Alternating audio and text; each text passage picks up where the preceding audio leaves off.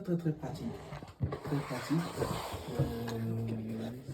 Il y a un double objectif. Vous voyez que la formation est d'abord à l'intention des lecteurs, vraiment avec tout ce qu'on peut y mettre, lecteurs de la parole de Dieu, lecteurs prière universelle. Et au-delà des lecteurs, il y a un petit brief que je ferai. Les deux premières formations que j'ai déjà données à la fois aux lecteurs, mais aussi aux membres de la chorale, donc pour les chants. Donc lecture et chant, comme Théophane vient de le dire, c'est les deux axes un peu de regard, les deux axes aussi d'action de l'équipe liturgique, les lectures et les chants sur la paroisse. Et donc, j'ai déjà une formation qui a été donnée aux lecteurs, une autre qui a été donnée aux choristes, donc à ceux qui s'occupent des chants. Et donc, je ferai dans un deuxième moment, je m'adresserai beaucoup plus à vous, responsables de clocher, qui êtes venus en tant que référent de l'équipe liturgique. Théophane vient de l'introduire. L'équipe liturgique, c'est juste un ensemble de quelques personnes, 4-5 personnes, mais qui en réalité ont des ramifications dans chaque clocher. C'est ce que j'appelle des référents. C'est-à-dire que dans chaque clocher, effectivement, il y a un responsable de clocher qui peut être à la fois le référent, ça peut être quelqu'un d'autre qui serve de référent. Mais référent pourquoi? Justement pour relayer tout ce qui concerne la vie liturgique de la paroisse, pour relayer aussi les informations, les formations de l'équipe liturgique à l'intérieur du clocher. Donc, c'est pourquoi vous êtes là, parce que vous êtes référent, mais référent de l'équipe liturgique à l'intérieur de vos clochers. Donc, c'est à ce titre-là aussi que je vous ai approché le plus souvent personnellement pour demander que vous soyez là aujourd'hui, pour qu'on puisse réfléchir ensemble sur, comme l'a dit Théophane, sur la dynamique de la vie liturgique dans notre clocher. Donc, les lecteurs, mais aussi les référents liturgiques pour chaque clocher par lequel passe la vie liturgique de la paroisse. Donc voilà, vous voyez que sur la table, c'est vrai que j'ai un petit ordinateur ouvert, mais mes seuls éléments, c'est le missel. Ce livre-là, c'est le missel romain, qui jusque-là était en vigueur et qui reste en vigueur et qui a été mise à jour, donc on a fait l'aggiornamento, comme le disent les Italiens, avec le nouveau missel que nous pratiquons depuis quelques années. Et voilà, c'est juste la mise à jour et qui ne rend pas caduque le missel que nous utilisions jusque-là. C'est pour quelques points que cette mise à jour a été faite et qui constitue cette nouvelle édition de missel. Pour le reste, tout reste en vigueur de ce que nous disions, de ce que nous faisions auparavant. Et donc voilà pourquoi j'ai les deux éditions en ma présence. C'est le seul livre, retenez-le déjà, c'est le seul livre, la seule référence liturgique dans l'Église, de la vie liturgique de l'Église, c'est le missel. Le missel dans son introduction, mais vraiment dans son introduction, présente la vie liturgique de l'Église dans son ensemble. Après, tous les autres livres qui viennent en complément, que ce soit le lectionnel, le sacramental, le livre des sacrements et tout le reste, eh bien, sont aussi alignés au missel, aux prescriptions juridiques, entre griffes, canoniques, mais liturgiques surtout du missel. Et donc, quand vous avez des hésitations, il faut toujours vous aller à la présentation générale du missel romain, qu'on appelle PGMR, présentation générale du missel romain. C'est vraiment la référence de ce qui doit être fait pour chaque sacrement de l'Église, parce que tous les sacrements de l'Église, effectivement, gravitent autour de la messe, qui est le sacrement par excellence de notre vie baptismale, et vous le savez. Cela dit, merci donc d'être venu. Nous allons aborder, donc, d'aller droit au but, dans un premier temps, la question des lectures. La question des lectures. Les lectures, nous allons parcourir des lectures dans leur composition liturgique, donc de l'Ancien au Nouveau Testament, pour ce qui se fait à l'Eucharistie de façon ordinaire. Je veux cette formation très pragmatique. Donc, si vous avez des préoccupations, des questions concernant votre vie de tous les jours dans l'animation liturgique, mais aussi dans le maniement des textes liturgiques, eh bien, il faudra noter, parce que tout cela va nous aider à évoluer dans le temps de formation que nous avons. Alors, il est 9h, exactement 9h51 minutes. Je veux bien croire qu'au plus tard de 10h45, que j'ai fini pour ce qui concerne mon intervention, pour vous laisser le temps de vous exprimer et de poser effectivement éventuellement des questions. C'est bon jusque-là? Merci. Donc, cela dit, je m'adresse principalement aux lecteurs, mais pas de là à tous ceux qui, comme je l'ai dit, sont référents liturgiques. Les lectures, nous allons lire spécialement le missel, tout simplement. Nous allons parcourir le missel parce que nous n'inventons rien. Nous allons juste lire ce que l'Église attend de nous. Liturgie de la parole. Je veux, avec votre permission, qui a l'œil pour pouvoir nous faire une lecture audible, je vais passer le texte déjà dans les lecteurs. Donc, liturgie de la parole, là, le grand B qui est là, il faut lire. À haute et intelligible.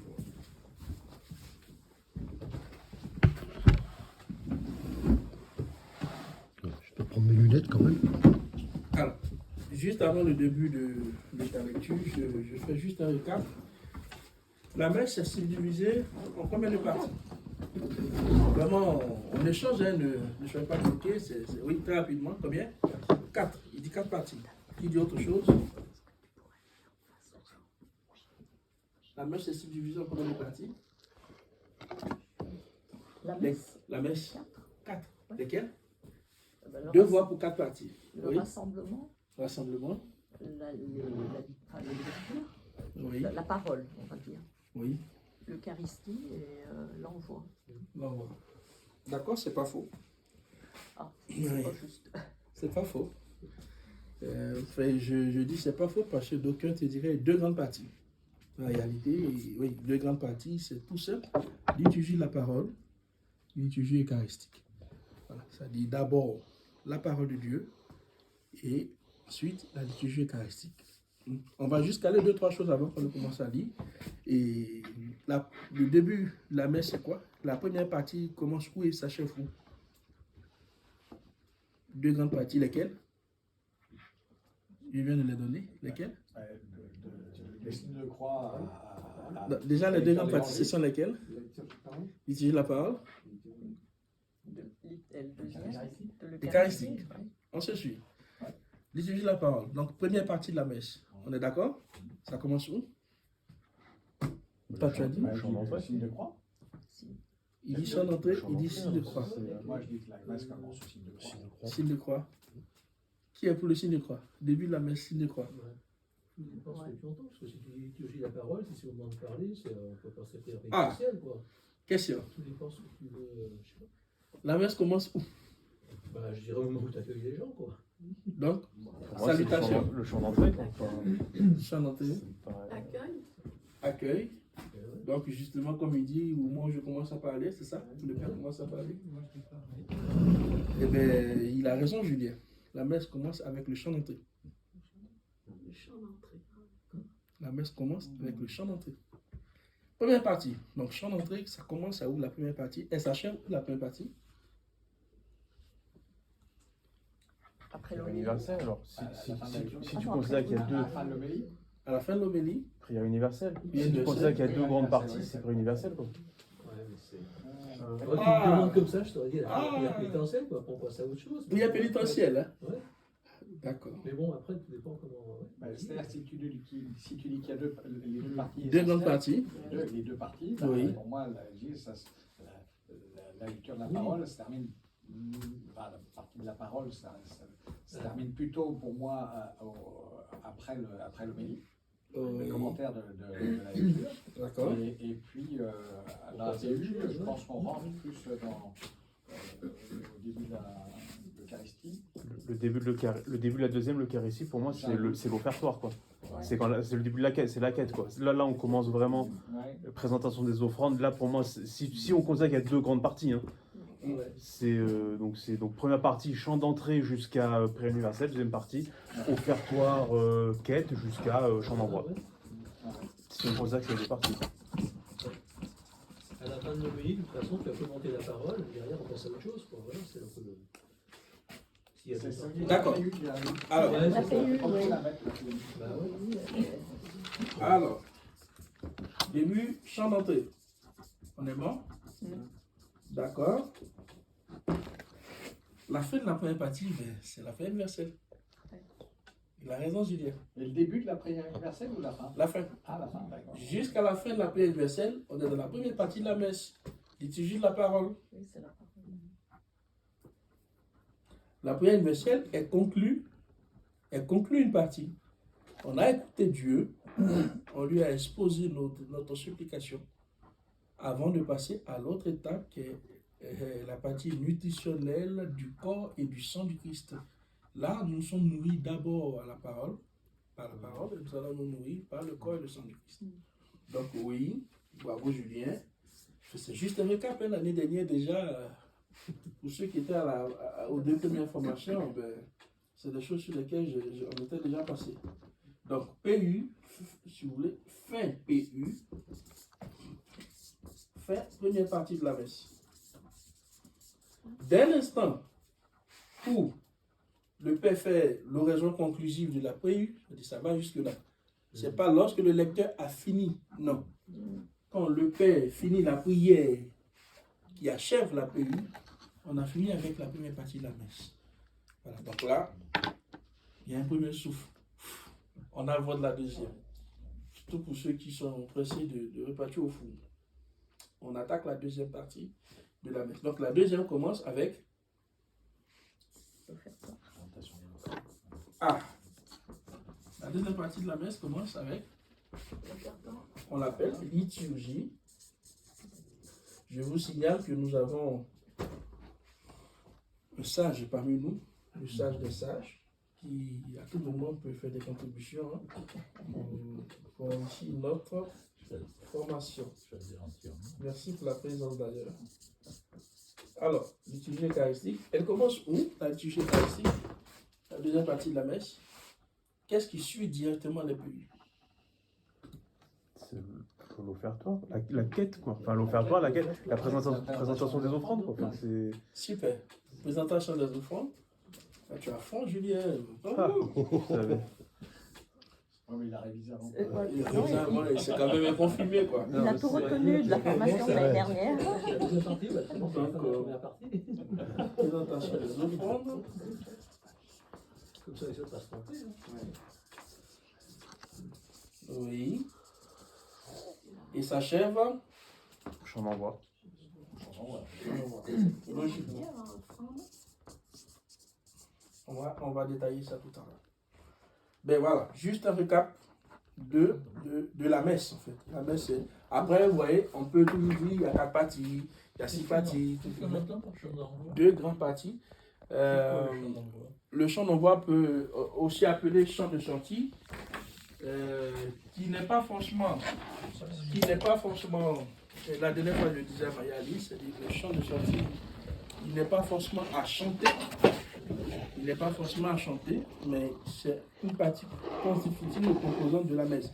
On peut comprendre que la bénédiction finale met fin à la messe, mais dans la célébration eucharistique, le chant de sortie, même s'il n'est pas chanté, est un moment de la célébration eucharistique. Oui, c'est-à-dire on peut ne pas le chanter, ce que je disais la dernière fois à Marie-Alice, on peut ne pas le chanter, mais ça ne veut pas dire que c'est un silence qui remplace le chant d'envoi. Il y a même une antienne qui doit accompagner la sortie des fidèles. Enfin, donc c'est comme le chant d'entrée. Hein. On peut ne pas le chanter, mais il y a une antienne qui accompagne l'entrée des fidèles à la célébration eucharistique. Voilà un peu. Lecture. Donc tu restes assis. Juste assis. Pas de souci. Pour que les gens derrière écoutent. Ah, d'accord. D'accord. Donc, liturgie de la parole. La partie principale de la liturgie de la parole est constituée par les lectures tirées de la Sainte Écriture, avec les chants qui s'y intercalent, mais l'homélie, la profession de foi et la prière universelle la développent et la concluent. Car dans les lectures que l'homélie explique, Dieu adresse la parole à son peuple. Il découvre le mystère de la rédemption et du salut et il présente une nourriture spirituelle. Et le Christ lui-même est là, présent par sa parole, au milieu des fidèles. Cette parole divine, le peuple la fait sienne par ses chants, et il y adhère par la profession de foi, nourri par elle. Il supplie avec le Père, avec la prière universelle, pour les besoins de toute l'Église et pour le salut du monde entier. Très bien. C'est pourquoi les lectures de la parole de Dieu, qui constituent un élément de très grande importance dans la vie, doivent être écoutées par tous avec le plus grand respect. Cependant, bien que la parole divine dans les lectures de la Sainte Écriture s'adresse à tous les hommes de n'importe quelle époque, sa pleine intelligence et son efficacité sont favorisées par un exposé vivant. Alors, on le sait bien. Et quelles sont les lectures composantes de la messe de façon ordinaire? La première lecture, qui est tirée d'où? L'Ancien Testament, L'Ancien Testament. le psaume, Le psaume, qui appartient à quel testament? à l'Ancien. L'Ancien Testament. Ouais, c'est pas mal, Oui, oui. c'est juste un bon jour. L'Ancien Testament. Hein. D'accord. Et la deuxième lecture qui est tirée d'où? Toi, des Actes des Apôtres, des Dans Épîtres. quel testament? Du Nouveau. Du Nouveau Testament. Et aussi parfois de l'Ancien. L'évangile. La deuxième, enfin, ce qu'on appelle deuxième lecture, en réalité, qui est la troisième lecture après le psaume, en réalité. Oui, oui. Donc, la deuxième lecture, de façon officielle, elle est tirée de quel testament? Le Nouveau Testament. Nouveau, oui. Ouais. Oui. Sur un clair focus, n'hésitez pas du tout. Nouveau Testament. On n'ose pas parler. Ben non, on est là pour se tromper. Alors, et l'évangile? C'est plutôt le Nouveau Testament. Nouveau Testament. Top. Nouveau Souvent. Testament. Alors, première lecture, Ancien Testament. Pourquoi est-ce qu'on fait ce cheminement? C'est quoi le sens derrière? C'est pour voir la présence du Christ dès le début, quoi. C'est de faire un cheminement, faire un lien entre qu'il n'y a pas de coupure entre l'ancienne alliance et la nouvelle, quoi. Qu'il y a un cheminement, un lien entre des patriarches jusqu'au Christ, quoi. Très bien, donc pas de discontinuité, pas de coupure. Voilà. D'accord. Ah, oui, c'est la logique, en tout cas. Voilà. D'accord. Une autre réponse? Pourquoi est-ce qu'on ne fait pas le sens contraire? Pourquoi est-ce qu'on ne commence pas par le nouveau pour achever par l'ancien? Parce que c'est d'abord l'annonce, quoi, l'annonce de la venue du Christ, quoi. L'Ancien Testament, c'est l'annonce. Oui. C'est l'histoire du peuple Très bien. d'Israël qui Qui est en marche. Voilà, qui est en marche. Tu C'est de là où on vient. Et l'évangile, c'est là où on va. Tu vas tout à l'heure. Tu vas continuer. Tu vas continuer. Tu vas t'asseoir. Tu vas continuer tout à l'heure. Pardon. Oui. Tu gardes. Je garde. Oui, tu gardes. Tu vas continuer tout à l'heure. Oui. Ce sont les prophètes. Les prophètes. Donc, en un mot. C'est le sens, c'est la direction où on va. On vient on parle de l'Ancien Testament et on va. Un seul mot que je cherche. Ah. Tout ce que vous avez dit, chemin? c'est ça, c'est juste. Mais il y a un seul mot que je cherche. Chemin? Non, pas chemin. C'est une annonce, Une une annonce. préfiguration. Oui, tout ça rentre dans quel cadre? Le développement. Ah, ça commence à venir développement. Non, C'est pas l'économie du salut. Ça commence à venir. Oh, ben Julien! Julien! C'est trop fort. J'étais au séminaire peut-être. Je me souviens, tu m'avais sorti un truc comme ça quand on avait fait la préparation de économie du salut. Tu m'avais Oui, parlé de je ça. t'avais sorti ça. C'est ça. J'ai bien formé. Je suis content. Non, mais c'est pas l'économie, mais c'est dans ce sens-là. L'économie, ils ne vont pas comprendre grand-chose, ils ne comprennent pas. Mais c'est un mot qui commence par R. Oh, le sage! Je vous ai dit qu'on en avait besoin. Révélation. Oui, je vous ai dit qu'on en avait besoin. C'est le sens de la révélation.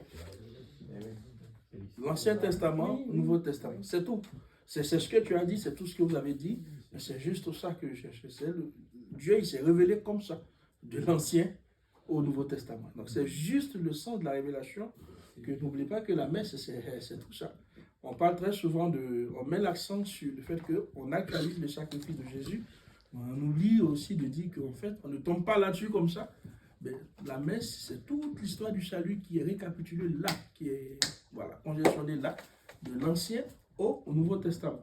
Et c'est pourquoi notre messe est ainsi constituée pour nous aider à nous souvenir, comme tout bon juif, souviens-toi, à nous souvenir que Dieu, il a commencé à parler, comme le dit la lettre aux Hébreux dans son introduction.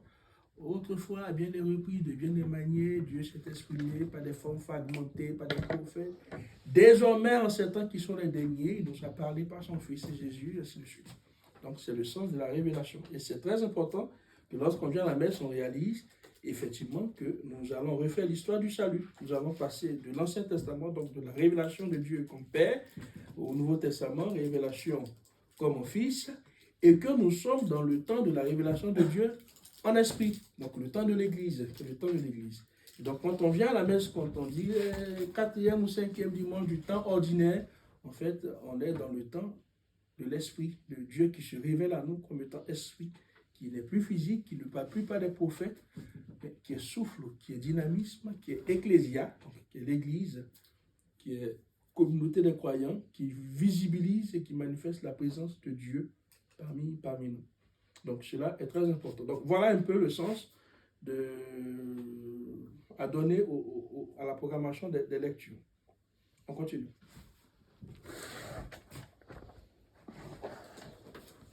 Les lectures bibliques. Dans les lectures, la table de la parole de Dieu est dressée pour les fidèles et les trésors bibliques leur sont ouverts. Puisque traditionnellement la fonction de prononcer les lectures n'est pas une fonction présidentielle mais ministérielle, il convient que, d'ordinaire, ce soit le diacre ou à son défaut un autre prêtre que le président qui lise l'évangile.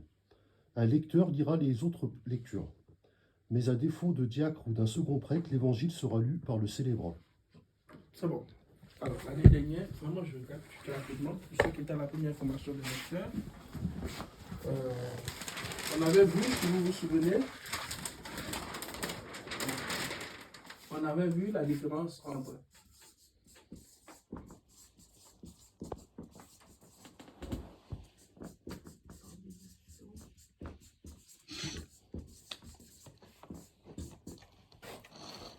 l'ordination et l'institution. Complètement différent. Donc, l'ordination, c'est quel sacrement? Le sacrement de l'ordre. Et l'institution qui découle du sacrement de l'ordre, qui ne fait pas d'ordination, donc c'est-à-dire qui ne confère pas un pouvoir, mais qui est une fonction liturgique qu'on remplit. Donc, en termes d'institution, on a ça. On a l'institution au lectorat. On a l'institution à l'acolita. Voici les deux institutions que nous avons dans l'Église. On institue lecteur, on institue acolyte. Je vais expliquer tout à l'heure. Par contre, les ordinations, nous en avons 3. Donc, on a le diaconat, le presbytérat et l'épiscopat. Bravo. Voilà. Vous faites bien attention. Donc, on institue lecteur. C'est une fonction. Si vous voulez, c'est un rôle liturgique, un rôle donné à l'intention de la communauté chrétienne. Donc, pour être diacre, il faut d'abord avoir été institué ici. Ce sont des fonctions à l'origine transitoire et a priori transitoire. Voilà. Donc, quand on est au séminaire, on a institué lecteur. Lecteur, c'est ce que vous jouez comme rôle. Oui? Donc, en réalité, on vous appelle, le lectorat donne droit à ce qu'on appelle des ministres institués de la parole. Ici, c'est des ministres ordonnés. Bravo. Donc, vous remplissez une fonction ministérielle. Ce n'est pas qu'un simple service que vous rendez à l'Église. Et c'est en cela que c'est important que nous soyons ici pour commencer à prendre conscience de l'année dernière. Nous devons former un groupe. C'est bien de jauger de notre engagement sur la question du volontariat quand on fonctionne comme ça, parce que avec la réalité du terrain pastoral dans notre enfance, dans notre église en France, pour permettre l'adhésion et la participation de tous. On peut prendre quelqu'un au pif le dimanche matin, ben écoute, est-ce que tu ne peux pas nous aider pour telle lecture? C'est ce qui se fait. Mais sachant que ce n'est pas l'idéal. Parce qu'en réalité, on ne remplit pas un service, on remplit un ministère. Et c'est différent. On remplit un ministère, c'est une fonction spécifique. qui demande une préparation spécifique, qui demande un entraînement spécifique. Parce que la parole que nous allons prononcer n'est pas une parole d'homme. C'est la parole divine comme nous venons de l'entendre. Donc, ce thème de milice instituée, il est important. Parce qu'en réalité, et c'est pourquoi, à la limite, il ne peut vraiment approcher la table de la parole que celui qui a au moins reçu le baptême. À la limite. Et ça, c'est ce qui devrait être. Parce qu'il est baptisé. Donc, il a une identité dans la communauté chrétienne. Et au nom de théoriquement confirmé. Merci. J'en arrive. Merci le sage. J'en arrive. Mais si tu dis confirmé, on commence à... Oh, ça va faire peur. Mais en réalité, c'est ça. J'en arrive. Donc, en réalité, ben, la réalité chez nous en Côte d'Ivoire, tu n'es pas confirmé, tu ne peux pas être lecteur. Mais ici, vous imaginez, tu exclus déjà plus de la moitié de l'église. Voilà, c'est pourquoi je vais aller tout doucement en parlant de baptême au moins. Minimum. Faire avec ce qu'on a. Oui. Mais déjà, il faut savoir qu'on remplit un ministère. Et vous êtes des ministres extraordinaires de la parole. Voilà ce que vous êtes en réalité. Pourquoi ministre extraordinaire? Parce que je vous ai dit que ce soit l'institution est donnée en vue de l'ordination. Et c'est ce que le texte que tu viens de dire dit. L'institution, en réalité, est donnée en vue de l'ordination. Oui? Donc, pour être ordonné, il faut avoir été institué lecteur, puis acolyte. Acolyte, c'est la fonction du diacre, en fait. C'est un sous-diacre. Ce que vous voyez le diacre faire, préparer l'autel, nettoyer les vases sacrés et tout ça, tout ce qui concerne la liturgie eucharistique. Voilà. Et donc, il y a des institutions, c'est des ministères dans l'Église, des fonctions à part entière. Et du coup, tous ceux qui ne sont pas destinés à être prêtres, parce que la finalité, normalement, c'est ici, hein, c'est l'épiscopat. Après le lectorat, après l'acolytat, on passe au diaconat, donc on devient diacre. Mais diacre de façon provisoire, pas diacre d'abord permanent, non. La diaconie est d'abord un état transitoire en vue du presbytérat. Donc être prêtre. Être prêtre, logiquement, ça doit être un état transitoire en vue de l'épiscopat. Donc tout prêtre doit aspirer à être évêque. C'est ça la finalité. Tout prêtre doit aspirer à être, même si en réalité, tous les prêtres ne peuvent pas être évêques. On n'a pas plus de diocèse que ça. À moins que Crémieux devienne diocèse. C'est jamais. Mais la finalité, c'est ça. Donc, en dehors de cette progression vers le sacerdoce, tous ceux qui remplissent ces fonctions-là sont dits extraordinaires. Ce n'est pas la forme ordinaire. Donc, autant ceux qui normalement distribuent la communion sont considérés comme des ministres extraordinaires de la Sainte Communion.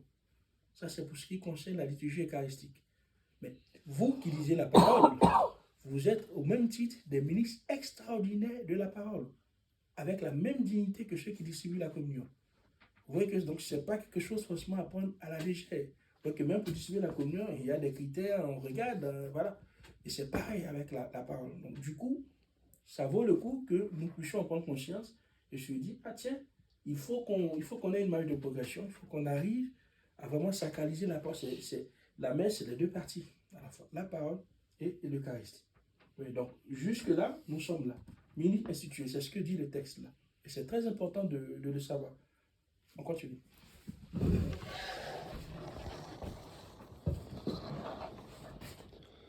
Il faut accorder la plus grande vénération à la lecture évangélique. La liturgie elle-même nous l'enseigne.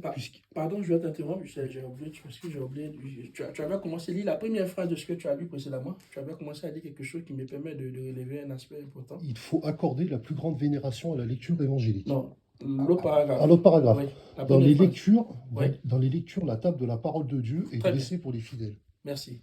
La table de la parole de Dieu. Alors, c'est important. Là, comme je dis, ça concerne tout le monde. Peut-être les félons de clocher. Normalement, dans nos églises, nous devons avoir deux tables. Enfin, au-delà des deux tables officielles, d'abord l'autel pour le sacrifice, et puis ce qu'on appelle l'ambon. L'ambon, qui est la table de la parole de Dieu dont parle le missel. Dit la table sur laquelle on proclame la parole de Dieu. Mais en réalité, l'ambon, qui s'écrit comme ça, ne doit servir qu'à la parole de Dieu et non pas aux annonces. Vous faites très attention. Donc, si on n'a pas de pupitre dans notre clocher, il faut dès maintenant s'y mettre. Le pupitre, c'est ce qui est semblable à l'ambon. C'est ce qu'on pourrait assimiler à un ambon qui n'est pas un ambon. Parce que même l'ambon reçoit une bénédiction spéciale pour être déclaré ambon, pour pouvoir lire la parole de Dieu là-dessus. Donc, il faut faire très attention. Désormais, je l'ai dit au passage, que c'est important de ne pas confondre la table de la parole de Dieu qui est l'ambon du pupitre qui peut servir à nos annonces ou même au maître de cœur s'il doit battre la musique. C'est bon? On avance. Il faut accorder la plus grande vénération à la lecture évangélique. La liturgie elle-même nous l'enseigne, puisqu'elle la distingue des autres lectures par des honneurs spéciaux, soit de la part du ministre chargé de l'annoncer et qui s'y prépare par la bénédiction et la prière, soit de la part des fidèles qui, par leur acclamation, reconnaissent et professent que le Christ y est présent et leur parle, et qui écoutent sa lecture debout, soit par les signes de vénération accordés au livre des évangiles. Très bien. On continue. Les chants intercalaires. La première lecture est suivie du psaume responsorial. Très bien. Ou graduel. Le thème, c'est le chant qu'on chanterait. Le chant ordinaire. On le dit psaume responsorial. C'est le thème liturgique vraiment consacré. Si vous entendez psaume responsorial, ce n'est pas autre chose que ce qu'on fait déjà. On continue. Ou graduel, qui fait partie intégrante de la liturgie de la parole. Habituellement, le psaume se prend dans le lectionnaire, car chaque texte de psaume y est relié directement à chacune des lectures. Le choix du psaume dépend donc des lectures.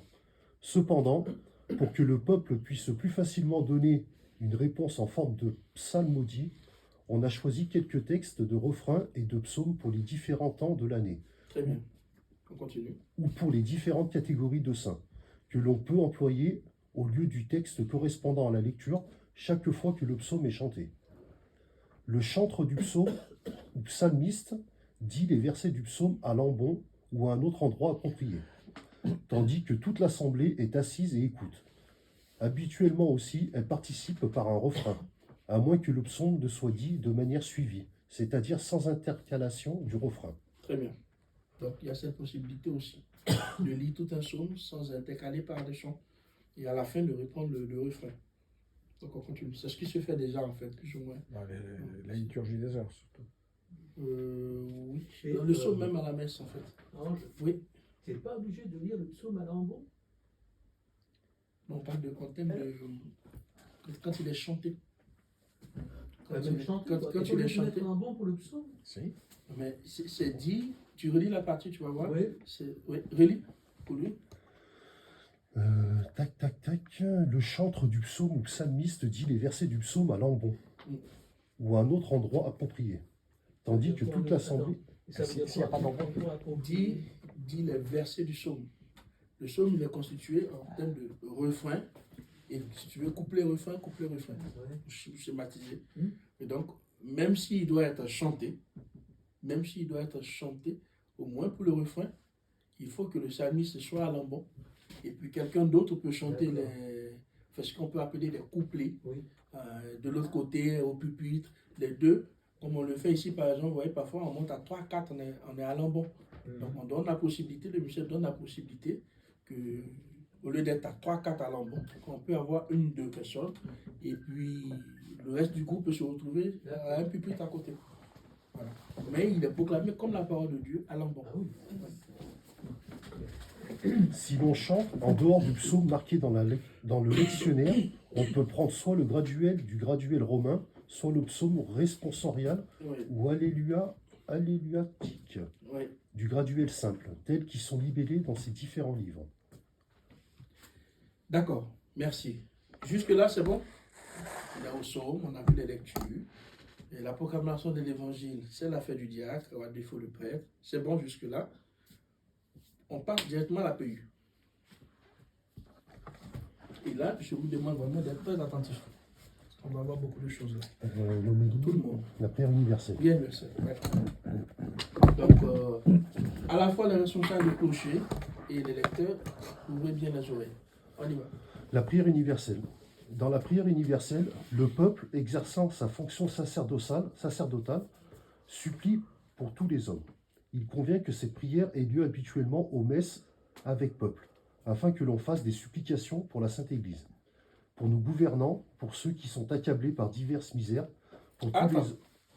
On va aller tout doucement. Oui. Vous combien? Oui. Il faut vraiment ouvrir les... Il faut lire. Il faut relire, s'il te plaît. Je peux relire, oui. Oui. Dans la prière universelle, le peuple exerçant sa fonction sacerdotale supplie pour tous les hommes. Le peuple qui exerce sa fonction sacerdotale, vous comprenez? Si vous comprenez pourquoi c'est dit ici, la fonction sacerdotale du peuple, c'est quoi? Qui est prêtre, prophète et roi. Merci. Voilà. Comment? Merci François. C'est à notre baptême, nous sommes faits prêtres, configurés au Christ prêtre, prophète et roi. Configurés au Christ prophète. Donc on participe au sacerdoce du Christ, on participe à la dimension prophétique du Christ, on participe à la royauté du Christ. C'est d'ailleurs pour cela qu'on peut légitimement célébrer le Christ roi de l'univers. Et du coup, à la prière universelle, l'Église nous fait comprendre que nous mettons en exergue notre fonction sacerdotale, c'est-à-dire de supplication. Voilà ce que ça veut dire. Et c'est très important. Continue. Il convient que cette prière ait lieu habituellement aux messes avec peuple. Afin Il que l'on... convient que cette prière ait lieu habituellement. Habituellement, oui. Ça peut arriver qu'il n'y ait pas le peuple, mais habituellement. Mais ça, on parle de la prière universelle. On continue. Aux messes avec peuple. Oui. Afin que l'on fasse des supplications pour la Sainte Église. Supplication pour la Sainte Église. On se suit. 1. Sainte Église. Oui. On continue. Pour nos gouvernants, Nos gouvernants. 2. Oui. pour ceux qui sont accablés par diverses misères, Accablé. Donc malade. Oui. C'est l'ordre qui est donné ensuite. Oui. pour tous les hommes et le salut du monde entier. Pour tous les hommes et le salut du monde entier. Très bien. Frères et sœurs, je suis heureux de vous présenter le schéma de la prière universelle. Le schéma, mais je dis, en tout cas jusque-là, définitif, dans l'Église de la prière universelle. La première intention est toujours pour la Sainte Église. La deuxième, toujours pour les gouvernants. La troisième, toujours pour les accablés. La quatrième, toujours pour tous les hommes. Ça, c'est très important. C'est pourquoi j'insiste là-dessus. Parce qu'à partir d'aujourd'hui, on doit pouvoir passer un cap dans nos clochers. Ça fait 3 ans que je suis là. Ça fait 3 ans que j'ai beaucoup entendu, tout entendu. Aujourd'hui, la formation tombe. C'est le coup frais. Oui. Si vous avez des livres de prière, vous avez des guides liturgiques de quelque nature que ce soit, que vous pouvez avoir, si c'est prière en église, si c'est compagnon de prière, compagnon de route, peu importe. Que vous trouvez de belles formules de prière à l'intérieur, prière universelle, c'est bien, mais c'est pour votre service spirituel personnel, c'est pour votre outil spirituel. Parce que quand on regarde la prière universelle, qu'on demande sur Internet, c'est pas toujours... Très bien, voilà. Et c'est pourquoi désormais vous devez être vigilant. C'est pourquoi on a la formation. C'est ça. Non, jusque-là, depuis 3 ans que je suis là, vous allez voir tout ce qu'on va voir aujourd'hui. Il y a certaines... Non, je n'ai jamais encore interpellé. Par contre, David, qui s'en occupait jusque-là, lui sait. Moi, je n'ai jamais interpellé sur la prière universelle par rapport à l'ordre de tout ça, parce que je n'avais pas encore donné la formation. Jamais. Donc, ça, il faut le savoir. Que ce soit sur Internet, que ce soit dans vos livrets, si vous avez des prières universelles qui ne respectent pas cet ordre, que vous trouvez très belles, vous faites au moins l'effort de les ordonner. Mettez-les dans l'ordre. Mais la prière qui commence et qui ne prie pas en première intention à l'église, elle est déjà fausse. C'est bon jusque-là. L'église, les gouvernants, et quand on dit l'église, voilà, on verra tout à l'heure, on va entrer dans le détail, j'essaie d'aller très vite parce qu'il y a beaucoup de choses à dire. quand on dit l'Église, on a la formule rhétorique, le pape, les évêques, mais on peut employer d'autres formules. Le plus important, c'est de prier pour l'Église. Et surtout l'Église d'abord dans sa hiérarchie. Après, les gouvernants, qu'ils soient politiques, coutumiers, militaires, tout ce que vous voulez, tous ceux qui ont un pouvoir public, qu'ils exercent. Puis les accabler. Donc, les malades, les déshérités, les pauvres, matériellement, physiquement, financièrement, les accabler. En troisième position. Pourquoi les mettre pas mal les gouvernants? Ça peut être pour Pardon? un événement. J'en arrive. Très bien, j'en arrive. Pour l'instant, on n'est pas encore dans l'événement local. Merci. C'est exactement ça. Ouais. C'est exactement ça. Ouais. Par exemple, Effectivement. une guerre ou quelque chose. Effectivement. Oui, C'est les accabler, la guerre. ça c'est les accabler, la guerre, les accabler de façon générale. De façon générale, tous ceux qui souffrent. Les victimes de Voilà, tous ceux qui souffrent à travers le monde. Troisième position dans l'ordre de la paix universelle. Et maintenant, on dit tous les hommes. C'est comme dans tous les hommes, vous allez voir très souvent, on prie pour la communauté en prière. Nous prions pour notre assemblée en prière, pour ceux qui n'ont pas pu venir. Mais n'oubliez pas que le qualificatif de la prière que nous offrons, c'est d'abord ça. Il faut que notre prière aussi soit toujours portée vers l'universel. Oui. Bon. Ça, c'est l'ordre classique. Donc, ça fait 4 intentions par dimanche ordinaire. En tout cas, un dimanche où il n'y a rien de spécial, c'est 4 intentions. Et la paix universelle, ce n'est pas que dimanche. On peut la faire en semaine, tout dépend de... Voilà. Mais, comme on l'a dit, l'un des critères majeurs, c'est que la messe soit dite en présence du peuple. Parce que c'est le peuple qui exerce sa fonction sacerdotale. C'est ce qu'on vient de lire. Maintenant, je finis sur ça. Maintenant, il peut arriver qu'on ait une intention spéciale. Le dimanche dernier, j'ai célébré 10 ans de sacerdoce. On pourrait dire, ben voilà, le Père, on célèbre 10 ans de sacerdoce. Surtout que c'est moi, j'ai eu la possibilité d'insérer une autre intention. Je vais dire en blaguant. On peut avoir une intention particulière. Alors, si au lieu de 4 intentions, on voudrait en rajouter une, Entre 3 et 4. très bien. Celle qui est 4e passe nécessairement en 5e position. Mettez-vous en tête que le point d'achoppement, c'est toujours ici. On atterrit toujours sur la prière qui concerne tous les hommes. Donc, celle qui deviendrait prière, intention spéciale, deviendrait la 4e intention. Si on a une intention spéciale, mais vraiment spéciale, la 4e intention, en ce moment-là, on la dédie à cette intention spéciale. Et ce qui était ordinairement 4e intention devient 5e intention dans l'ordre de notre prière universelle de ce jour. Tout simplement. Mais on achève toujours. On ne finira jamais par une intention spéciale. L'intention spéciale, si elle doit être insérée, c'est entre la 3e et la 4e intention. C'est bon jusque-là? Oui? Oui. Mamie, tu voulais intervenir? David, Oui. n'est pas là? Oui. Eh bien, il a eu cette... Il sait. Eh bien, des fois, je n'ai pas fait C'est ça. correctement, comme ça. C'est la Je pédagogie. dis toujours, Ouais. merci pour votre belle C'est prière. ça. Alors, je me dis, C'est ça. C'est ça.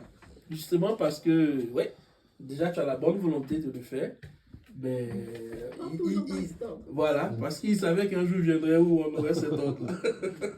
Donc il n'a jamais été fait, c'est pas plus que moi. Ouais, mais voici l'ordre de la prière universelle. Toujours sur la prière universelle, avant d'aller plus loin, il faut savoir que le véritable modèle, et ça, on va plus loin, je dis, il y a beaucoup de choses à dire là-dessus. Le véritable modèle, et je t'invite très rapidement à aller essayer de te situer dans le missel. Si tu ne vas pas, tu as un homme d'expérience à côté pour chercher le vendredi saint. La liturgie du vendredi saint, c'est à l'intérieur du missel.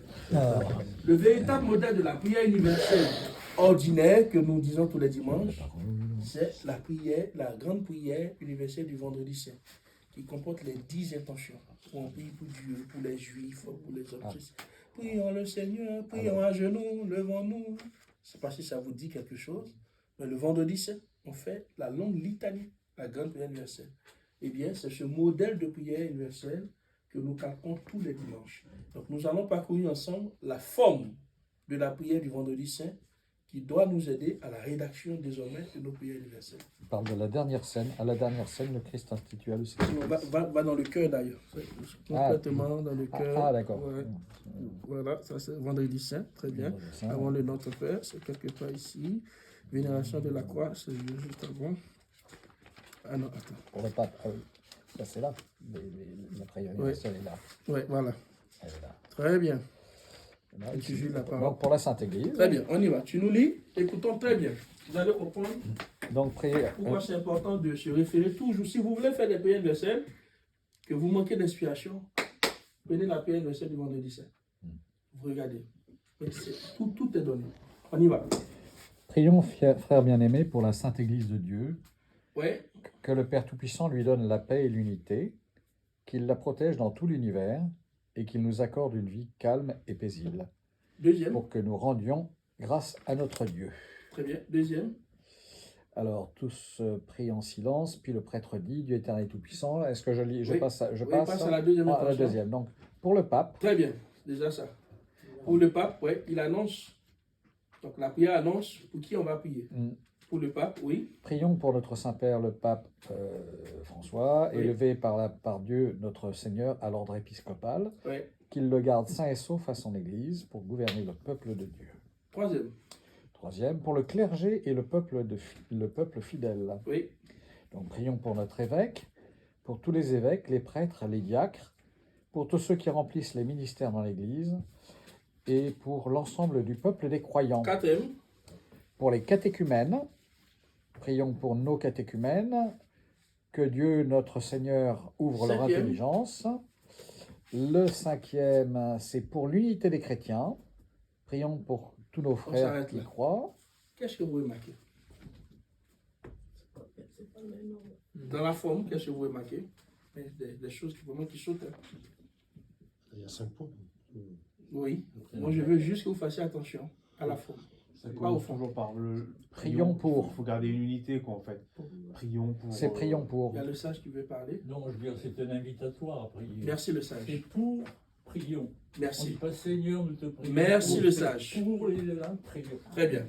C'est une Alors. invitation, la prière universelle. Voilà la prière universelle, c'est ça. Et en plus, alors là, non, Oui, mais vas-y. dans la paix de temps, c'est qu'on commence toujours par ce qu'on a le plus besoin. C'est ça. C'est pour ça qu'il y a d'abord Alors. etc. Alors. Faites attention à la forme. C'est capital. Ben, D'abord, on annonce, comme si ici, c'est vous pouvez venir dimanche, au lieu de commencer sur votre texte, prions pour non. Pour l'évêque, on le fait. Pour le pape, les prêtres, les diacres. Et dans la façon de rendre, quand on finit de donner l'intention, donc ceux pour qui on va prier, on garde un petit temps de silence. On n'attaque pas directement avec l'intention. C'est comme ça le vendredi saint. Pour le pape, prions pour le Saint-Père, le pape Benoît XVI, ainsi de suite. Il faut inviter à la prière. On ne dit pas, pour le pape, prions pour le pape. On se calme. Petit temps mort. Prions pour... Oui. En fait, quand tu dis ça, c'est qu'on même souvent, on oublie même de L'intention. dire Effectivement, le titre de l'intention. Effectivement. Et- Alors que et c'est voilà. toujours bon, c'est recommandé, tel qu'on le fait le vendredi saint. La prière universelle ordinaire, c'est comme le vendredi saint que ça doit se faire. Donc toujours l'intention avant la prière. Maintenant, comme il a si bien dit, ce que je voulais vous faire remarquer, c'est la forme. Celui qui fait la prière universelle ne s'adresse pas directement à Dieu. En fait, la prière universelle, elle s'adresse au peuple chrétien. C'est la fonction sacerdotale du peuple. Donc, c'est nous qui l'interpellons. Il ne dit pas, Seigneur, nous te prions. Non. Pourquoi? Parce qu'à la fin, n'oubliez pas qu'il y a un seul qui célèbre la messe, qui prend toutes nos intentions et qui les présente au Seigneur. C'est qui? Et c'est pourquoi, à la fin de chaque prière universelle, le peuple fait ce qu'on appelle une oraison, qui porte tout ce que nous avons évoqué comme prière pour les présenter au Seigneur. Donc, ce n'est pas au ministre extraordinaire de la parole, donc au lecteur, de s'adresser directement à Dieu. Le seul qui le fait à l'Eucharistie, c'est le prêtre. Et donc jusque-là, c'est lourdement trompé. Donc Dieu a écouté termine nos pas- prières. on n'achève pas notre prière par Seigneur, nous te prions. Ouais. Merci. Ok. Tu as tout compris. Ok. Donc, on ne dit pas Seigneur, nous te prions, tout ça. On peut dire, on s'invite, nous, prions le Seigneur. Ça veut dire qu'au lieu de venir, on peut même inverser les choses. Au lieu de dire prions pour, on dit simplement pour le pape. Qu'il soit en bonne santé, que les prêtres qui l'accompagnent soient en bonne santé, que les évêques soient en bonne santé. Prions le Seigneur. On met prions le Seigneur à la fin, comme invitation. Et on passe à la prochaine intention. Alors, moi, je veux dire simplement une chose, c'est du point de vue de l'animateur chant. C'est important pour l'animateur de savoir à quel moment se termine. Très bien. Et donc, si vous terminez, alors moi je demandais par erreur, mettez la phrase Seigneur, nous te prions, mais prions Prions le Seigneur. Prions le Seigneur. Voilà, c'est important parce C'est ça. qu'on sache Effectivement. à quel moment, quel temps, parce que parfois il y en a qui font des pauses, Oui, hop, et donc on ne sait pas s'il faut démarrer. effectivement. Donc, il faut clore de façon propre et nette la prière universelle, chaque prière, pour qu'on puisse prendre le temps Effectivement. et démarrer le chant. Merci, François. Mais prions en église, il marque pas ça tout le temps, prions le Seigneur. Oui, c'est Mais pourtant, moi je le suis des fois. c'est ça. En fait, c'est que tu dois. C'est pourquoi j'ai dit notre référence là. Tu vois? C'est ça. C'est vrai. C'est le missel. C'est ça l'église. Sinon, chacun peut se livrer, faire un livret comme il veut. Mais c'est pas ça la référence. Eux, prions l'église, leur objectif, eux, ils ne pensent pas que ça va servir à la messe. Tous ces livrets que vous avez, c'est pour votre propre piété. Eux, ils le font pour vous, personnellement. C'est pas pour l'utiliser pendant la messe. Ça, tu comprends. Donc, tu peux avoir tout ce qu'on peut te mettre, mais c'est juste pour ton édification personnelle. C'est un livret personnel. Ce ne sont pas des choses officielles de l'Église. Voilà, tu vois. Et donc, mais ça, c'est un exemple. Hein. On peut dire prions le Seigneur, on peut dire autre chose, supplions le Seigneur, on peut dire, mais c'est la forme. Première personne de l'impératif au pluriel. C'est nous. C'est pas Dieu, c'est nous. On Donc, s'adresse à l'Assemblée. Ouais, ouais. Très bien. Voilà. On s'adresse à l'Assemblée. Oui. Il serait bien que tous ces points-là, on puisse les diffuser, enfin qu'ils soient diffusés à chacun, parce qu'il y a plusieurs absents, Effectivement. et qu'il y ait une homogénéité, pas une uniformité, mais Ouais. une homogénéité Effectivement. pour... Il faut que c'est tous pareil. voilà. Mais effectivement, merci pour l'invitation. On va essayer de, après peut-être faire un résumé. Mais c'est pourquoi j'ai voulu que les responsables de clocher soient là pour qu'eux aussi de leur clocher puissent veiller à toutes ces choses-là. Ça ne va pas venir du jour au lendemain, mais voilà. Je voulais savoir, est-ce Oui. qu'on est obligé de mettre un refrain? On peut ne rien dire. On peut ne rien dire. On peut même inviter l'Assemblée au silence. Dans le silence, prions pour tant. Et puis à la fin, on dit rien. Puisqu'on a invité au silence. Voilà. Maintenant, et normalement, c'est pourquoi je dis, le silence fait partie du rendu dans la prière universelle. Même le vendredi, c'est comme ça. Dans l'intention, prions pour, on garde le silence. Ça n'empêche qu'après, il y a un refrain derrière qui relance les choses. Mais on donne le temps à l'Assemblée de prier en silence pour l'intention. C'est ça en fait la logique. C'est exactement ça. On se donne le temps à l'Assemblée de prier pour telle intention. Et après, on prend le refrain qui nous exhorte. Et on revient encore sur une autre intention. Et à la fin, le prêtre, il fait un résumé de tout ça. Et il offre au Seigneur. Voilà. C'est exactement ça. On peut inviter l'Assemblée à prier en silence. Pour les évêques, pour les gouvernants, pour les malades. C'est possible. Oui. On voit tous prient en silence, puis le prêtre dit Effectivement. Dieu éternel. Ça fait partie de la prière universelle. Dans la prière du vendredi saint. Alors, oui. Donc, pour finir la prière universelle, donc chaque intention, on Oui. finit par prions le Seigneur. Pas nécessairement cette formule-là, Oui. mais peu importe la formule qu'on va trouver, c'est pas Seigneur, nous te prions. On ne s'adresse pas à Dieu possible. directement. C'est pas Seigneur, nous te C'est ça, prions, c'est- prions. Nous supplions, invoquons, mais c'est à l'Assemblée qu'on s'adresse. C'est ça la règle à tenir. Quoi. D'accord. Oui, C'est oui. sur la forme. Oui. Le pour, les, etc., qui est la formule. Il y a 2000 ans d'histoire de la liturgie, la dernière. Les grandes liturgies eucharistiques, les grands prières universelles, elles n'ont pas été inventées il y a 50 ans. Et elles étaient toujours sur ce schéma-là. Hein. Dans les liturgies orientales, on chante pour le renouveau des saintes églises de Dieu, pour qu'il nous donne le salut, prions le Seigneur. Et on chante Kyrie eleison, etc. Mais le pour, ça entraîne souvent une rédaction du type pour le peuple de Dieu, afin que, alors après, c'est que si Dieu pouvait éventuellement donner un petit coup de main et qu'il puisse dire quelque chose qui nous arrange, ça serait quand même bien. Je veux dire, ça devient parfois une homélie. Or, théoriquement, c'est plutôt quelque chose de très bref, justement, présenter les intentions. On n'explique pas à Dieu ce qu'il faudrait qu'il fasse. Merci. On entend ça très souvent, il y a des véritables homélies.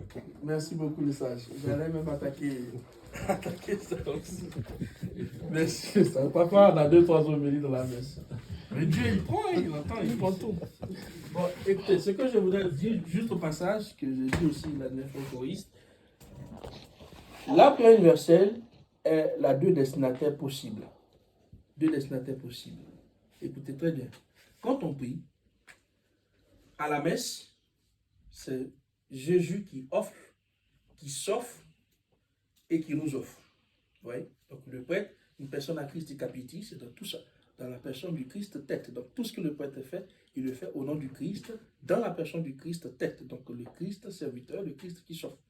Cela dit, à la prière universelle, prenez le missel, très rapidement, juste à la partie de la prière universelle, ici, voilà, très bien, ça va être là, voilà, ici. Alors, il y a deux possibilités, soit que les intentions que nous offrons sont adressées au Père. Et tout à l'heure, quand le maestro a pris la parole, je pensais qu'il allait aussi revenir là-dessus. Soit que c'est pour ça qu'il demande qu'il y ait adéquation entre le chantre et celui qui fait la prière universelle. Quand on vient à la prière universelle et qu'on dit prions le Seigneur dont il s'agit, c'est le Père. C'est le Père. Si ce n'est pas précisé Jésus, c'est le Père. C'est très important, parce que pour nous aussi, prêtre, c'est important. Il y a deux personnes à qui on peut adresser la prière universelle. Soit le Père, soit le Fils. Étant entendu que, de ce que nous allons remettre au Fils, il remontera cela vers le Père. Parce que toute la messe est au fond du Fils au Père. C'est bon? Si je peux faire une petite précision, c'est pour ça qu'il y a un refrain de prière universelle. Il y a un -2, au moins un qui n'est pas adapté. C'est quand on s'adresse à Marie. On ne prie pas Marie à la prière universelle. Donc c'est pas par Marie. Très bien. On ne prie pas Marie, nous te les offrons, nous te les présentons. C'est pas un refrain de prière universelle. Voilà, merci.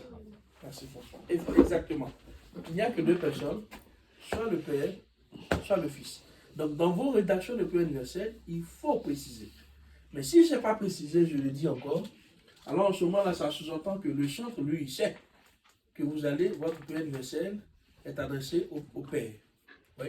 Parce que ce qui se fait, c'est que la prière universelle peut être adressée au Père pour le lecteur, celui qui fait la prière universelle, et puis dans le chant qui constitue le refrain, le chant est adressé au Fils. Jésus, nous t'offrons, alors qu'en réalité, la prière est adressée au Père. Il faut une certaine cohérence, une adéquation entre le destinataire de la prière universelle qui est rédigé et le chant que le chantre prend pour l'accompagner. Donc, c'est pourquoi il disait tout à l'heure, c'est toujours bon quand vous faites la prière universelle de prévenir le chantre que, attention, c'est pas à 2 minutes de la messe puisque lui, il a un programme de chant.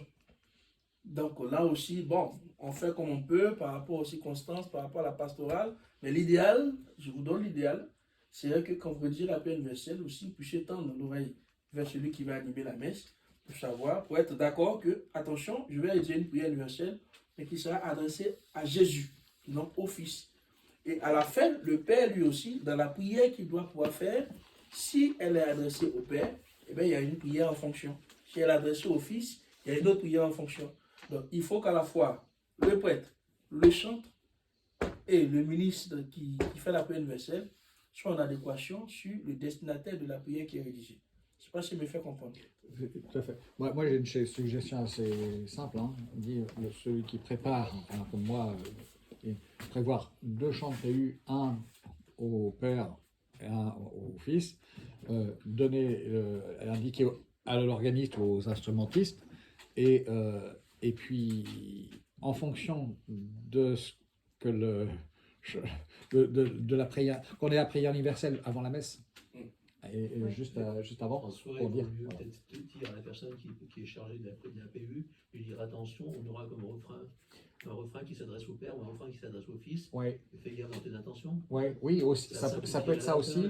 Alors, ce qu'il y a, c'est que, oui, moi, je ne sais pas, vous devez recevoir tous à peu près mes préparations de messe, pas forcément tous, parce que je les envoie essentiellement aux choristes.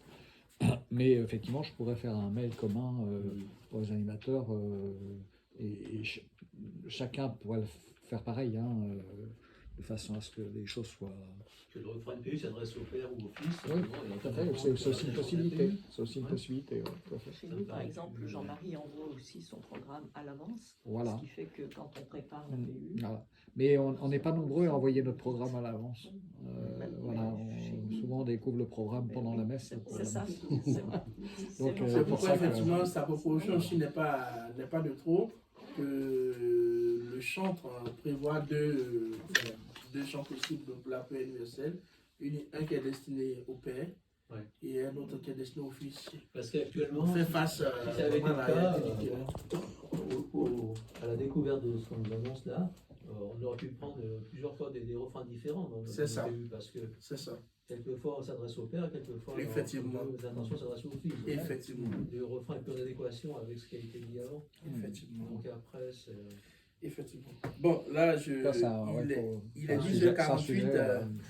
C'est chaud là. Je fais mon bien à coup de je sais pas. En fait, tu es en train de nous dire ce que vous faites, c'est bien, vous avez tout fait. Vous aimez bien, mais c'est bien, mais pas si bien que ça.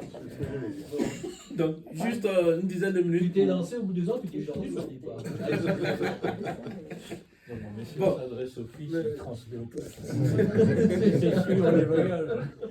Bon, très rapidement. Avec Marie ta mère, ça marche. Avec Marie ta mère, nous te prions. Oui, avec Marie, parce que c'est pas par Marie, c'est avec Marie. C'est ça. Voilà. Merci le sage. Merci, alors, il y a, j'essaie d'aller vite, hein, parce qu'on ne va pas tout dire.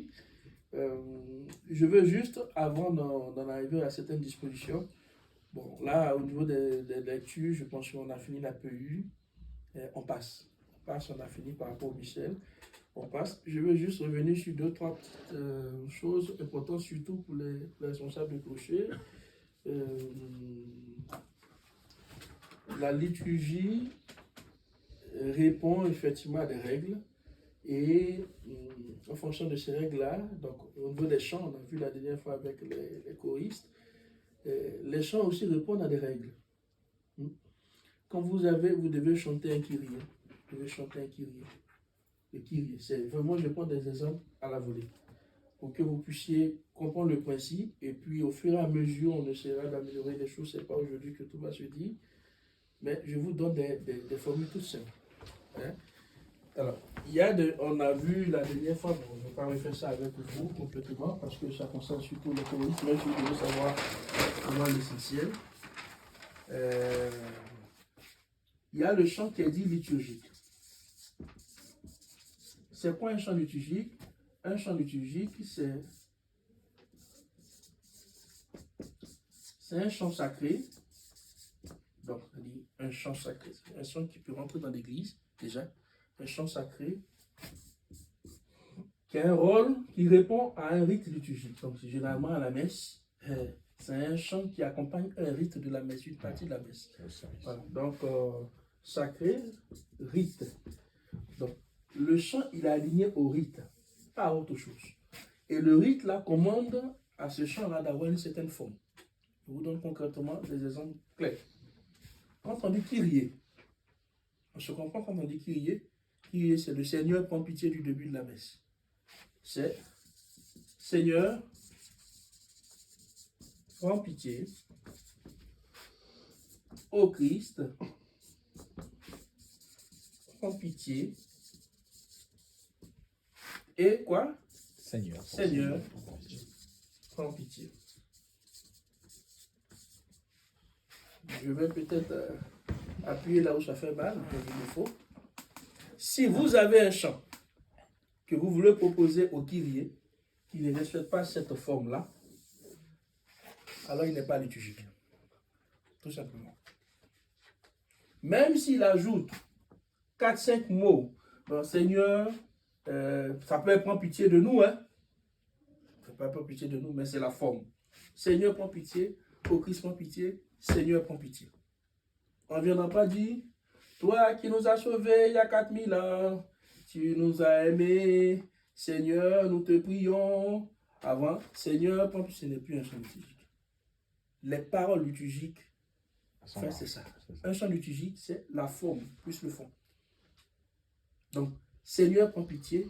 Ô Christ, prends pitié. Seigneur, prends pitié. Agneau de Dieu qui enlève le péché du monde. Agneau de Dieu qui enlève les péchés du monde. Agneau de Dieu qui enlève les péchés du monde.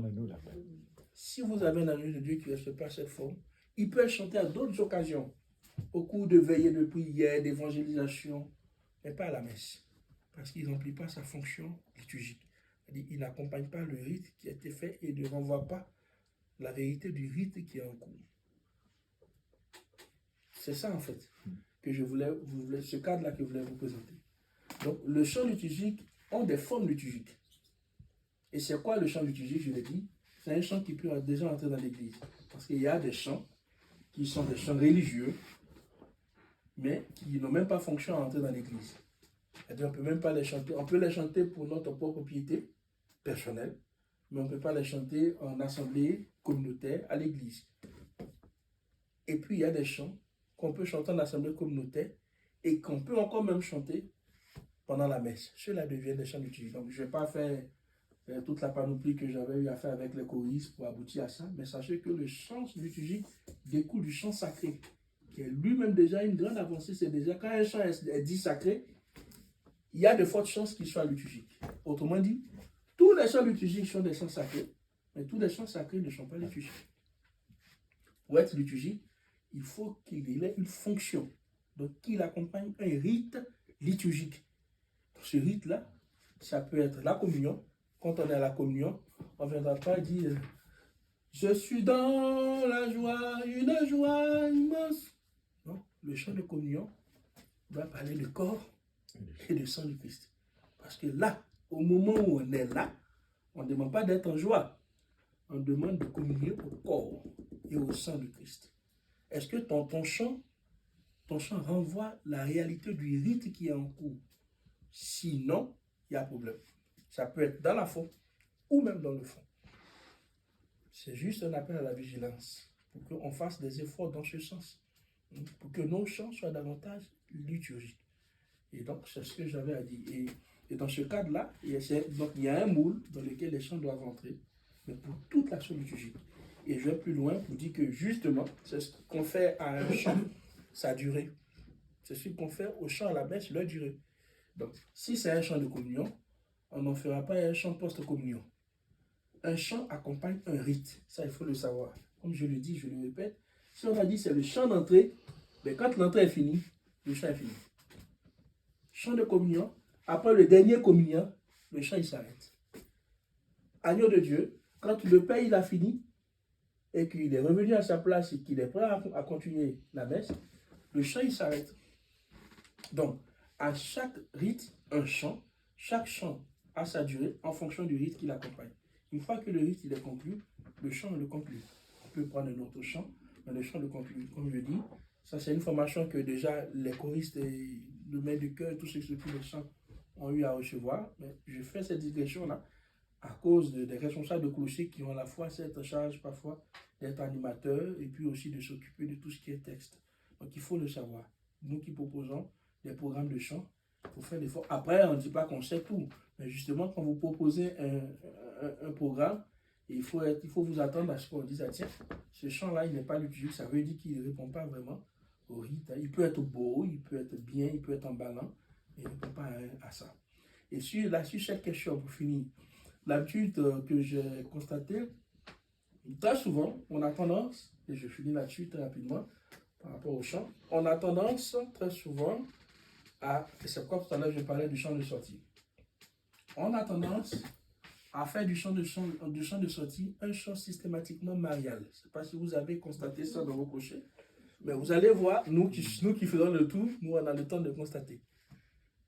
Tous les chants de sortie sont systématiquement des chants dédiés à Marie. Comme si c'est la place qui lui revient. À la fin, il faut dire bonjour à Marie. Non. Un chant de sortie, il est essentiellement un chant d'envoi en mission, au témoignage, à l'action de grâce. Bref, il n'est pas forcément marial. Et surtout si on ne célèbre pas Marie. On ne célèbre rien de Marie, on ne célèbre pas l'Immaculée Conception, on ne célèbre pas... Ben, on prend un chant.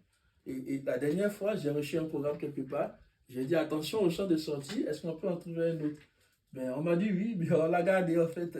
J'ai compris que c'est un chant très beau, essentiellement marial, mais qu'on n'a pas pu remplacer par un autre chant, parce qu'on pense que le chant de sortie, il doit être dédié à Marie. Donc, un chant de sortie, c'est un chant d'envoi en mission, un chant d'action de grâce, un chant qui porte au témoignage.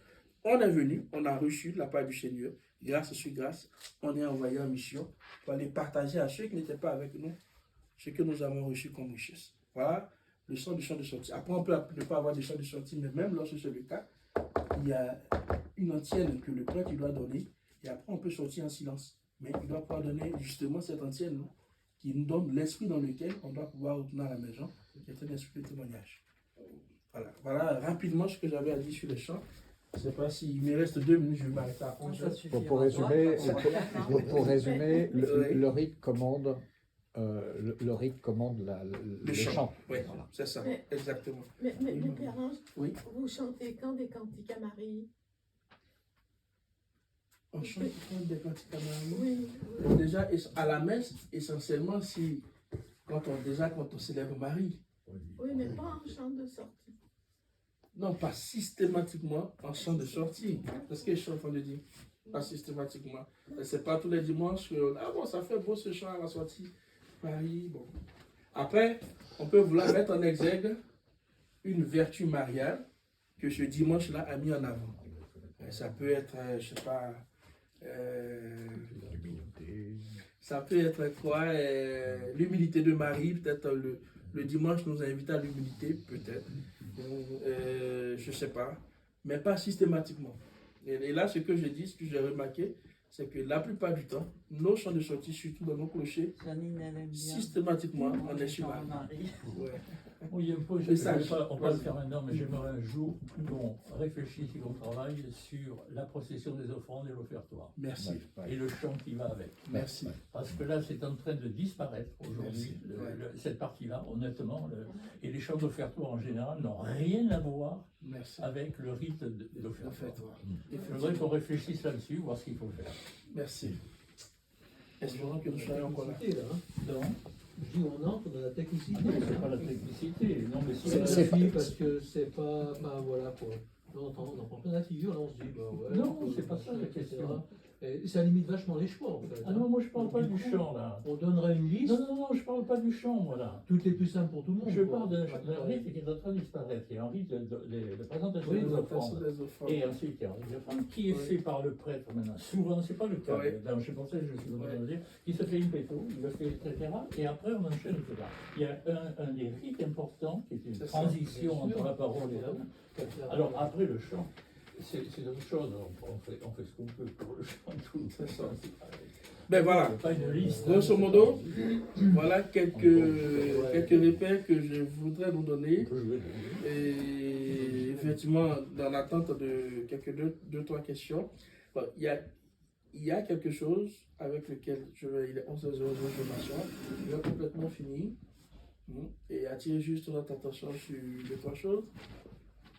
C'est des dispositions culturelles, ça n'a rien à voir avec la question du texte et du chant.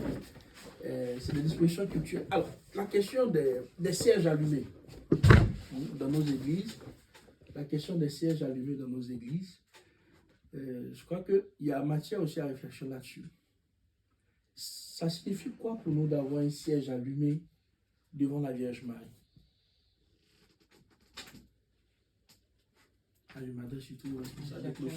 Chacun peut avoir son idée personnelle quand on allume un cierge à Marie. Voilà. Moi, j'en suis sûrement une de celles qui, quand je mets un cierge à Marie, pour moi, c'est après c'est personnel. C'est ça. Chacun peut avoir sa prière, son remerciement à Marie. Effectivement. C'est personnel. Disons qu'on entre dans une église et il y a un siège qui brûle au pied de la Vierge Marie. Il représente quoi pour vous? Qu'est-ce que ça vous manifeste à vous? Pas quand chacun vient allumer. Non. Pour moi, c'est la prière de Marie. Très bien. La patronne? Oui, c'est la prière de Marie, oui, effectivement. Julien? Voilà. Moi, c'est la prière de la personne qui est venue avant. C'est ça. Ah ben, quand oui, mais oui. C'est la Vierge. C'est-à-dire que c'est la prière de Marie que porte Marie de nos prières. Effectivement. Voilà, c'est ça. Merci, maestro. C'est en fait la prière de Marie, un siège allumé, c'est comme tout de suite si on allume un siège devant une statue, c'est ça, c'est le symbole de nos prières que ce saint, que cette sainte la porte et qu'elle porte auprès du Seigneur. Ouais. Et c'est important parce que lorsqu'on est à la messe,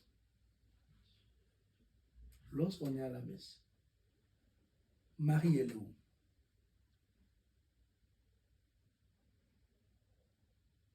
Elle est tournée vers Jésus. Elle est tournée vers Jésus. Donc, elle est avec nous, n'est-ce pas? D'accord.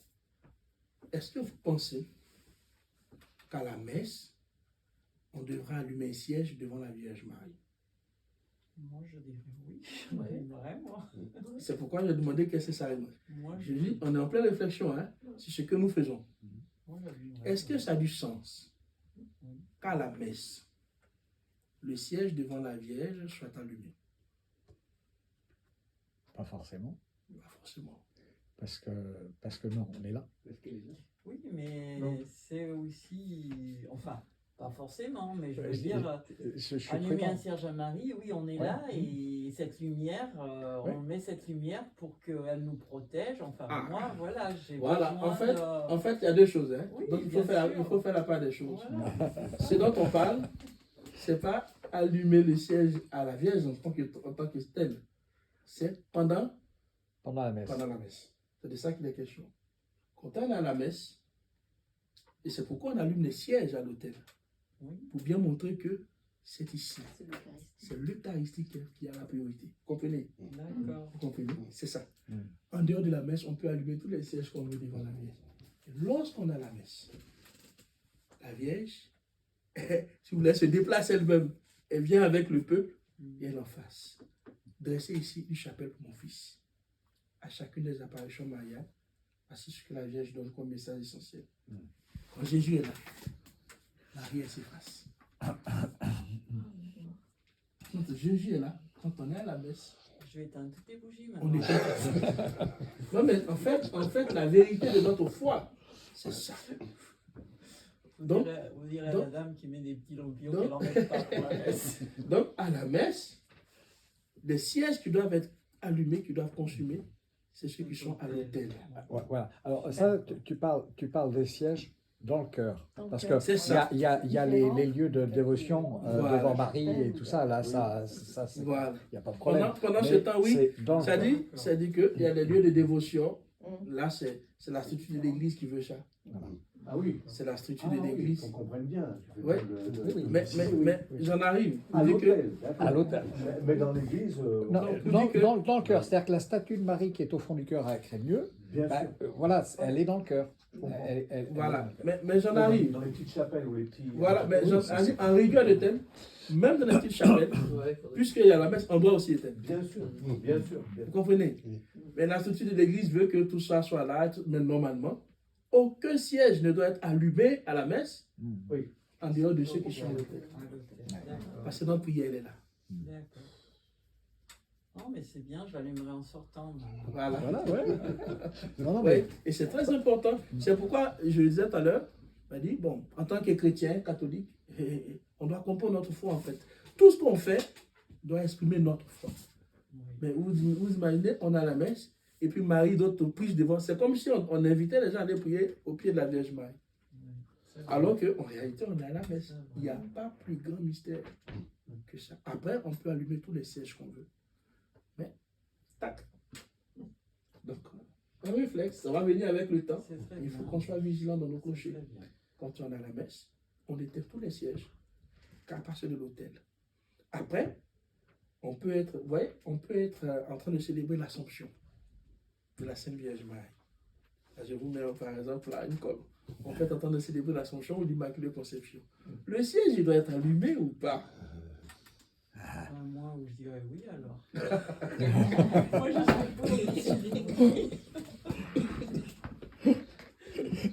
je suis pour les bougies, j'en suis. Saint-Julien, qu'est-ce que tu as dit? Si on allume le siège à l'Assomption ou pas? À l'Assomption, oui, pendant la messe. Le siège devant la Vierge. S'il fait froid dans l'église, à l'Assomption, il fait vraiment froid. Ou alors, il faut changer d'hémisphère. Mais oui, c'est une fête mariale. Donc. C'est une fête mariale. Ce jour-là, vous verrez que même quand il y a un encensement, même le prêtre peut aller encenser la statue de la Vierge Marie, parce que justement, c'est ça. On veut relever quelque chose des vertus mariales. Oui. Mais voilà. Mais alors, c'est l'Assomption, l'Annonciation, l'Immaculée Conception, on peut allumer un siège. Voilà, une messe dédiée, merci. Ouais, ça, c'est possible. Et là, on peut mettre les chants de Marie en partant. On peut mettre les chants de Marie. Donc voilà, en tout cas, merci. Je vais juste m'arrêter là. Ouais. Et puis, avant de vous donner la parole pour d'éventuelles questions, s'il y en a, je tiens à vous remercier pour votre présence. On n'a pas tout vu, mais il fallait que... Moi, je vais être obligé de m'éclipser parce que... D'accord. Voilà. Mais je voulais dire juste une chose, c'est que toutes ces... Enfin, tu me corrigeras si je dis des bêtises, mais la liturgie, toutes ces règles, elles ne sont pas là pour nous contraindre ou nous... s'imposer. Toi, c'est pas une règle... contraignante, c'est pas un fardeau, c'est pas un carcan. C'est une partition. Mais voilà, c'est une partition. Exactement. Après, elle va être interprétée tout en restant fidèle à l'esprit, mais tu vas l'entendre d'une manière différente. Exactement. Il y a des cultures qui la font vibrer dans d'autres. Et la partition, elle a un auteur. C'est-à-dire que, voilà. Et en fait, c'est l'intention de l'auteur qui compte. Comment, et donc, en fait, l'auteur, c'est quand même c'est Jésus, enfin l'Église, voilà, et enfin c'est Dieu. Et si on prend toutes ces règles comme un carcan, on passe à côté. Donc, il faut vraiment sortir de l'idée du carcan, de la contrainte, et se dire que c'est un service et que le Seigneur veut nous emmener par là vers plus de beauté et rentrer vraiment dans son intimité. On dirait que ça donne du sens. Merci beaucoup. Voilà. Oui, effectivement. C'est pour nous aider à comprendre ce qu'on fait, en fait, comment vivre notre foi. Merci. Il y a un Pierre. Oui, oui.